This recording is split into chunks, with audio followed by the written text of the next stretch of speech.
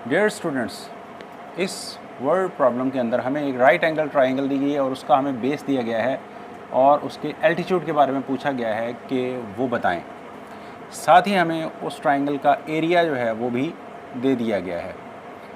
और जो क्वेश्चन है कि आपने ये वाला जो एल्टीट्यूड है वो फाइंड आउट करना है, तो उसको भी जिस तरह से आपको बेस दिया गया है √3 + √5, उसी फॉर्म में आपको इसका एल्टीट्यूड भी फाइंड आउट करना है।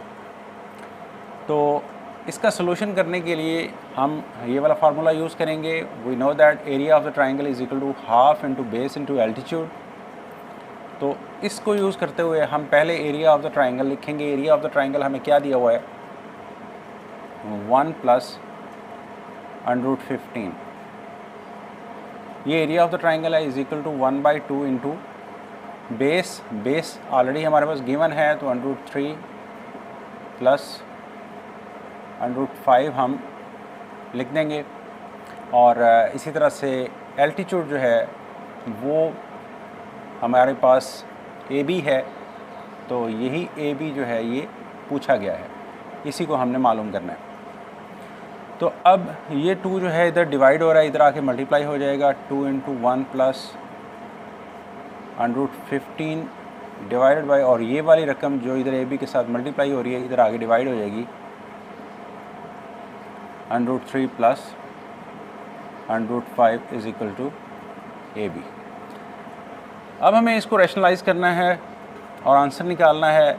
इज इक्वल टू हमारा दूसरी साइड पे AB ही रहेगा, यानी ये वाला हमारा एक क्वेश्चन बन गया है जिसको अभी रैशनलाइज़ करके, डिनोमिनेटर को रैशनलाइज़ करके, जिस तरह से पहले हम क्वेश्चन करते हैं कि डिनोमिनेटर में जब एक रैशनल नंबर आ जाता है तो उसको हम रैशनलाइज़ करके उसका आंसर निकालते हैं।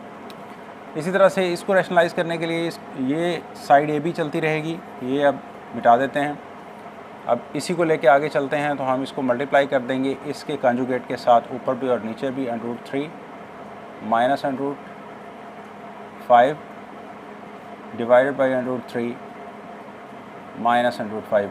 चूँकि सेम है लिहाजा हमने इसमें कोई चेंजिंग नहीं की। ये वैल्यूज़ मल्टीप्लाई हो जाएंगी। 2 × 1 + √15 × √3 - √5। और डिनोमिनेटर में दो वैल्यूज़ के दरमियान में एक बार प्लस एक बार माइनस, तो A + B × A - B वाला फार्मूला लगेगा, वो होता है is equal to A² - B²।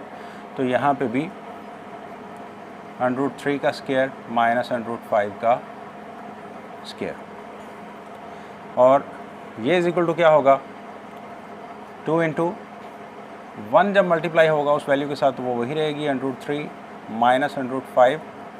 और उसके बाद जब 115 मल्टीप्लाई होगा, 115 × 3 + 145 माइनस प्लस 115 -5 के साथ मल्टीप्लाई होगा तो 7500, और डिवाइडेड बाय आपके पास आ जाएगा 3 का स्क्वायर और स्क्वायर रूट कट गया, और 5 का भी स्क्वायर और स्क्वायर रूट कट गया। 3 - 5 हमारे पास डिनोमिनेटर में आ जाएगा।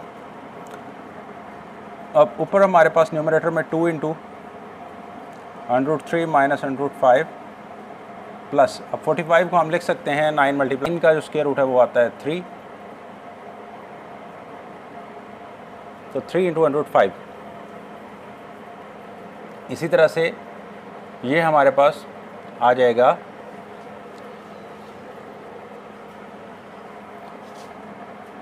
5 × √3, क्योंकि 3 × 25 75 होता है, तो 25 जो है उसका स्क्वायर रूट जो है वो 5 आ जाएगा। डिवाइडेड बाय डिनोमिनेटर में हमारे पास 3 - 5 -2 आ जाएगा, और ये -2 इस +2 के साथ कटेगा और माइनस जो है वो इस रकम के साथ शिफ्ट हो जाएगा। तो अभी हमारे पास आ जाएगा -, √3 प्लस -5 × √3। तो इधर -5 × √3 है, इधर प्लस √3 है, तो -5 × √3 में से 1 × √3 चला गया, -4 × √3 हमारे पास बाकी रह गया। और इधर √5 3 × √5 -√5 3 × √5 में से 1 × √5 चला गया, बाकी आपके पास +2 × √5 बच गया। अब ये माइनस जब मल्टीप्लाई होगा तो हमारे पास आ जाएगा 4 × √3 माइनस 2 × √5। तो जो रिक्वायरमेंट थी क्वेश्चन की कि आप ए बी को फाइंड आउट करें, तो ये ए बी जो है उसी के वही हम मालूम कर रहे थे। तो ए बी जो है वो उसी फॉर्म में आ गया है जिस तरह से उसने कहा था a × √3 प्लस b × √5। अगर यहाँ से a और b की वैल्यू आपसे पूछी जाए तो a की वैल्यू यहाँ पे 4 है और b की -2 है। तो बच्चे बाज़ अगर इस माइनस से कंफ्यूज हो सकते हैं, तो a × √3 प्लस -2 × √5।